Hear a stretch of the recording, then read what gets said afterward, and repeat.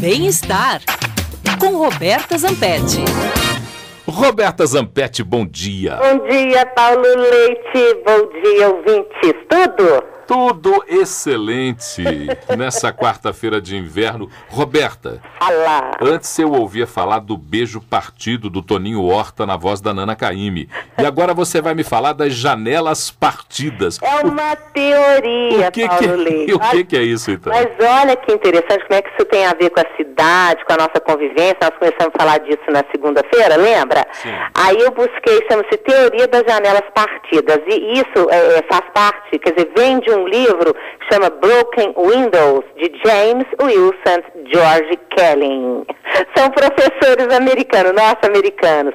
Aí é o seguinte, vamos ao que interessa, né? Em 1969, lá na Universidade de Stanford, que é nos Estados Unidos, né, eles realizaram uma experiência de psicologia social. O que eles fizeram, Paulo Leite? Eles deixaram 2 viaturas abandonadas em via pública.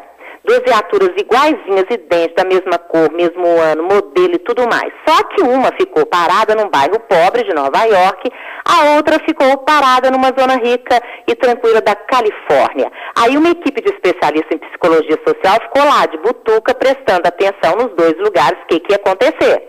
O que aconteceu, Paulo Leite? Na região pobre, em poucas horas, o automóvel estava todo depredado. Por outro lado, a viatura que estava abandonada no bairro rico estava intacta, Paulo Leite. Então, se a gente ficasse só por aqui, né, a conclusão seria simplista e justamente o que está na cabeça de grande parte das pessoas, que é o seguinte, que nos lugares pobres há mais violência.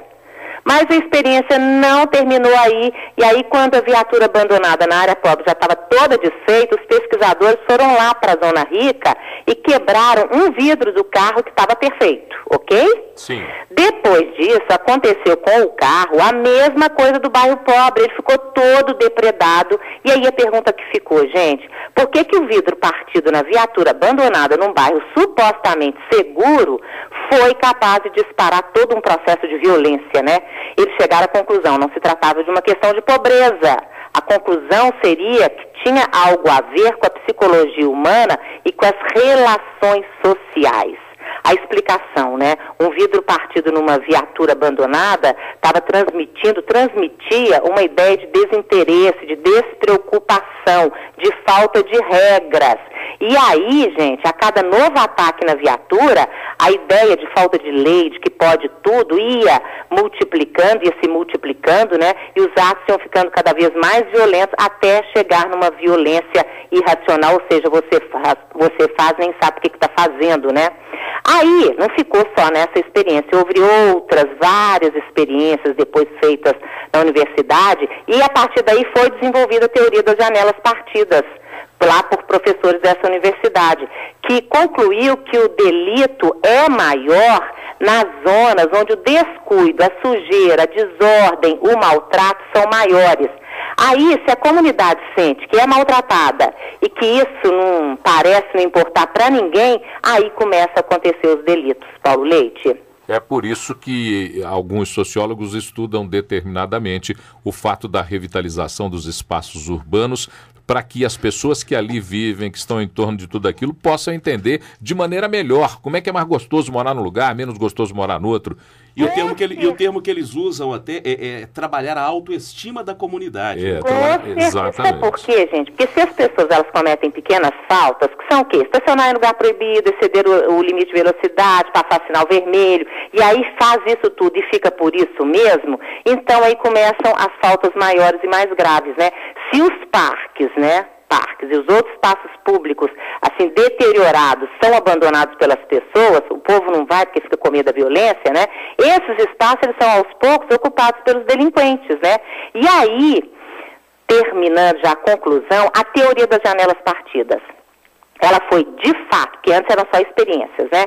Ela foi de fato aplicada pela primeira vez na década de 80 no metrô de Nova York. E o metrô de Nova York, ele era o local mais perigoso da cidade. Aí eles começaram o quê? Combatendo as pequenas transgressões, que era pichações, a sujeira, o cuidado, o contato com as pessoas embriagadas ficavam ali caídas, né? Muita gente viajava sem pagar, porque não tinha fiscalização, os pequenos furtos. E aí, quando eles começaram a olhar isso, os resultados foram evidentes.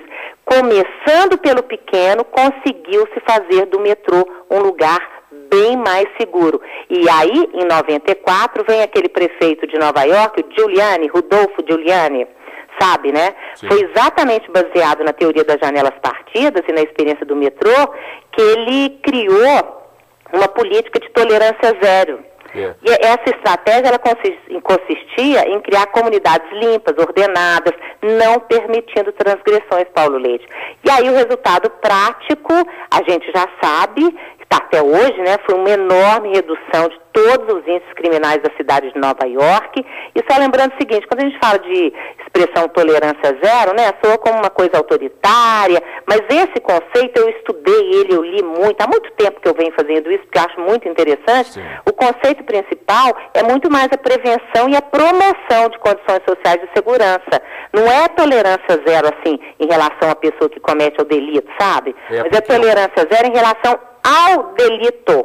Algumas pessoas confundiram a teoria da tolerância zero com intolerância da polícia, intolerância do sistema público, mas não é isso não. É fazer com que, fazer com que nós não toleremos nenhuma transgressão que agrida a convivência urbana e o espaço urbano. Justamente. Esse é o tema central da tolerância zero. Justamente. É isso, é uma reflexão que eu queria deixar, porque eu achei tão legal, sabe, essa teoria das janelas partidas. Quem quiser ler mais, vai pesquisar na internet que deve achar.